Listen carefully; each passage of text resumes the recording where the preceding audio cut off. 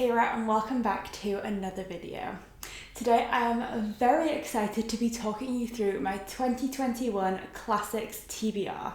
I love classics, I know lots of you love classics, but it is easy to be daunted by them just because they can tend to be a little bit longer, maybe a little bit trickier to read than some contemporaries just because of the way that language has progressed.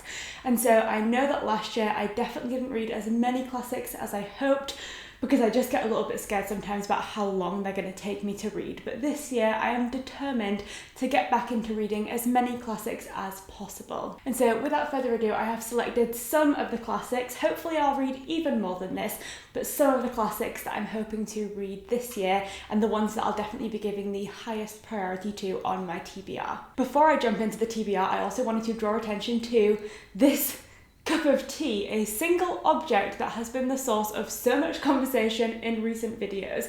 I can assure you, despite any anxiety you may currently be feeling about me spilling this tea, that I am a seasoned and experienced teacup holder, and I film almost every single video with a cup of tea and never spill them. So fear not, this tea is fine. But as you may also be able to see behind me, the windows in this room that I film in are currently frosted up, and it is freezing cold. It is January. So although I love my cup of tea, and it is of course a delicious luxury, it is in winter as much a necessity as it is a luxury, because this room is so cold that I will actually freeze to death without this cup of tea. And I do also have a trusty hot water bottle keeping me company throughout this video as well. So tea aside, let's jump into my wonderful classics TBR. So with terrifying classics at the forefront of my mind, let's get started with a book that's been on my TBR now for almost 2 years. It's a book that I'm both excited and terrified to read,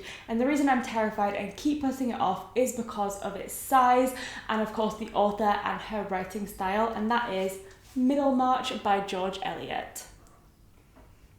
I have read one other George Eliot book before. I read The Mill on the Floss at university and I did really enjoy it, but she does have a writing style that is quite dense and a little bit daunting. I know very little about Middlemarch aside from the fact that it's focused on a small community. But I have been assured by my friend Lucy, who you might know from her booktube channel Crescent Pages, that this is a really wonderful character study, and despite its size, it is a really nice book to read. And the thing that I enjoyed about The Mill on the Floss and about George Eliot's writing style was, despite being very dense, it is such an in-depth character study. We particularly follow a brother and a sister in The Mill on the Floss, and we see them right from childhood right through to adulthood and see their development and changes, and the way that their relationship as siblings obviously develops and sort of matures as they age. And I'm very confident that this book, focusing on a similarly small community, will probably have that same experience of following these characters and the ways that their relationships and own personalities develop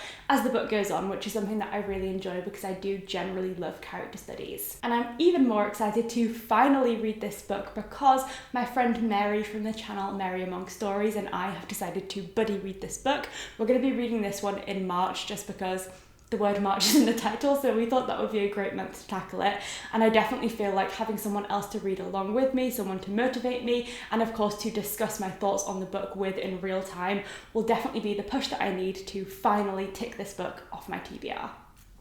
And then moving from a book that I'm obviously a little bit terrified to start to a classic that I'm filled with so much excitement about, we have Mansfield Park by Jane Austen. The reason I'm so excited about this one is because Jane Austen is an author that I completely fell in love with last year. Although, as I've mentioned, I didn't read quite as many classics as I'd hoped to last year, I did read 2 new Jane Austens. And by new, I obviously mean new to me, not newly released books, because obviously she hasn't written anything new for quite some time.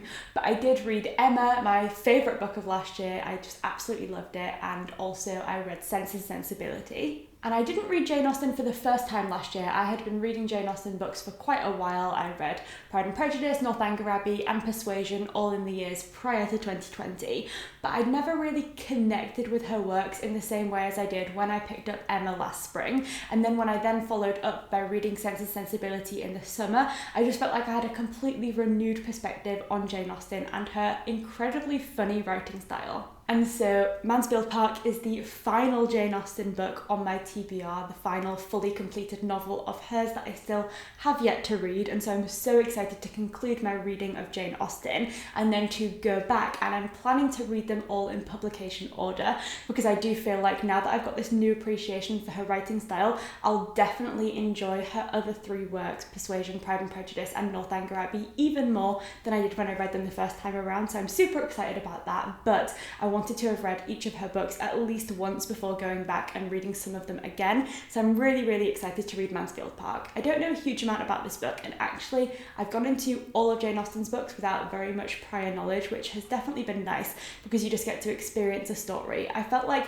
Pride and Prejudice was actually the most disappointing one of her works for me. Not that I didn't enjoy it, I definitely did, but I think because it's such a talked about story, it was one that I had so much prior knowledge of that it didn't feel like a completely new experience. Whereas with this book, I don't know very much going in. I know that we have our main character, Fanny Price, and I think that she is from a not very wealthy background, but she does have some wealthy relatives. I think an aunt and an uncle who decide to take her in, and then she's constantly reminded of the fact that she's been given this experience and therefore kind of has this like disconnect between the life that she's living and the life that she should be living, because she's constantly made to feel less than the people that she's surrounded by. I'm sure it's going to be a really interesting, and I'm sure a very funny book as well, because Jane Austen is just hilarious. So I'm very excited about this one. I'm determined that 2021 is finally going to be the year that I pick up some Thomas Hardy. I've been meaning to do this for the longest time now, and some of his books have been sitting on my shelves for an embarrassingly long amount of time. And although there are lots of his books that I definitely want to read, the first one that I'm planning to get to and that I'm very excited about is Far From the Madding Crowd. I just love the cover of this book. It's such a beautiful colour. And I'm not gonna lie, I am predominantly excited about this one over his other books because of the fact that there is a movie adaptation of it starring Carey Mulligan, who is just incredible, and that is definitely the thing that has prompted me to read this one over, say, like Tess of the D'Urbervilles, which I also do want to read this year. But I'm just very excited about this one because it sounds like such an interesting concept for a book. We have a female protagonist, Bathsheba, who I believe is like a wealthy woman, which puts her in quite a unique position within society at this time in general. And this is a book which looks at her romantic prospects, and I think in particular her relationships with and connections with 3 different men, and the way that these different men kind of impact on her outer perception from society, and the way that her involvement with these men has the power to kind of like impact the way that other people view her, or at least that's the impression I've gotten from hearing other people talk about it as well as the blurb. But I'm very excited about this one, and even more excited I think to watch the movie. I don't know if I should say that having a booktube channel, but I just am really excited to watch the movie adaptation. Another author that's been on my radar for quite some time now that I really want to get around to is Agatha Christie.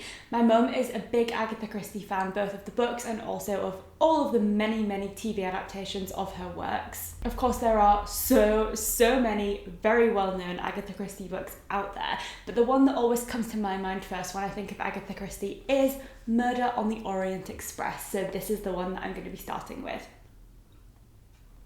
I was going to say I love a good murder mystery, but actually I think I just love murder mysteries in like theory because I haven't read very many of them, and Agatha Christie is of course like one of the most renowned murder mystery authors, so I'm very excited to dive into one of her works. This is a Poirot one, and I'm definitely going to read some Miss Marples as well because I know that Miss Marple is my mum's favourite, but Murder on the Orient Express just sounds like such an interesting concept because this kind of like boxed in murder mystery where you have all of these suspects in one particular location and then you just have to try and find out who is the criminal just sounds very interesting, and I think this is going to be a winter read, so I'll probably get around to this one quite soon just because I feel there's something about winter and murder mysteries that just go so well together. Now recently, some of you might have seen that I did a video in collaboration with my boyfriend Jay where we both talked about our top 5 classics. It was so much fun to film, I absolutely loved that video, so I will link that for you to go and watch if you haven't seen it already. But essentially, we talked about our top 5 classics, and throughout the filming of that video, I realised that whilst Jay has actually read quite a few of my favourite classics, I've read almost none of his. And I feel that that definitely needs to change because, first of all, the books that he described in that video sounded really really interesting. And second of all, I just need to get over my fear of bigger books. I'm not necessarily scared of bigger books, but I definitely am daunted by the prospect of a book taking me too long and therefore meaning that I'm not going to read enough books and reach my Goodreads goal. So I'm trying to be a little bit less worried about that this year, and I'm definitely going to be taking on some more bigger books, and two of those books are two of Jay's favourites. So the first one on this list that has been recommended by Jay is The Master and Margarita by Mikhail Bulgakov, which just has the most incredible cover.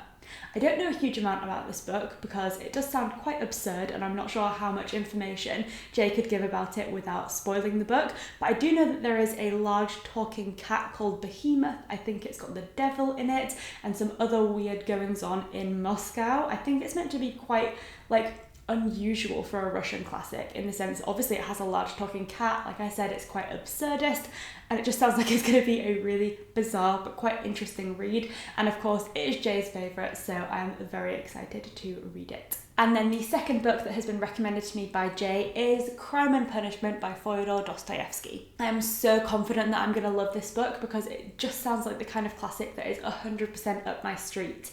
From what I understand about this book, we have a main character who is a student, and he commits a crime relatively close to the beginning of the book. And this crime basically forms the basis for everything else that happens in the novel. And essentially, we see this main character mentally punishing himself, both in terms of guilt for what he's done as well as fear of being caught for the crime that he commits throughout the entirety of the book. And we see the steady but certain decline of his mental health as a result of this guilt and mental punishment that he is giving himself. It sounds really, really interesting, and I am so sure that I'm going to really enjoy it because it just sounds absolutely incredible. So the next book on this TBR is one that's been on my shelves since I was 18 years old. I'm now 23, so it's been 5 years, and I really don't understand why it's taken me this long. I think it's just gotten gradually pushed further and further back in the pile of TBR priority, and I've just completely forgotten about it. But that book is The Bloody Chamber by Angela Carter. Now, I first picked up this book because when I was doing my A-levels and studying English literature, I did Gothic literature as one of my topics, and I studied Frankenstein, which is a firm favourite of mine, as well as Macbeth, which I also really enjoyed. But The Bloody Chamber was another optional text on there that my school didn't choose to teach, but that other schools could have chosen instead of Frankenstein or Macbeth or any of the other books. And it just sounded really interesting, so I know very little about it other than the fact that it is a very Gothic text by Angela Carter, but I'm certainly very excited to read it finally. Next up is a book that I feel kind of bad for because I feel it's been mentioned in so many TBRs and clearly I still haven't read it, but that is The Sculpt Letter by Nathaniel Hawthorne. This is a book which I understand focuses on a woman in a Puritan village in America in the 16th century or the 1600s. I get very confused about centuries, but it was set quite a long time ago, and this woman basically has a child illegitimately and is forced to wear this scarlet letter A to sort of signify her impurity and the fact that she committed adultery, and it essentially focuses on how this impacts both her and her child going forward. Sounds really, really interesting, and I haven't really read many books or any books really set around this particular setting and in America, so I'm really excited to finally dive into that part of history. And I have saved a beautiful cover for last. The last book on this TBR is Heidi by Joanna Spyri. This is such a gorgeous cover. I love these Puffin in Bloom books. I also have this version of Little Women, and I also bought my mum the version of Anne of Green Gables, which is one of her favourite books, and I just love these designs. They are so, so cute. I know that Heidi is a children's classic, but somehow I've made it to this point in my life without ever having read it or seen a movie adaptation, so I'm going in completely blind and very excited to be immersed in the Swiss mountain setting, and I'm very excited about it. So there we have some of the classics that I am most excited to read in 2021. I was going to say 2020 then. In 2021, I'd love to know which books and which classics you are prioritising this year, and also if you have any recommendations for me because I'm always on the lookout. Thank you so, so much for watching, and I'll see you next time.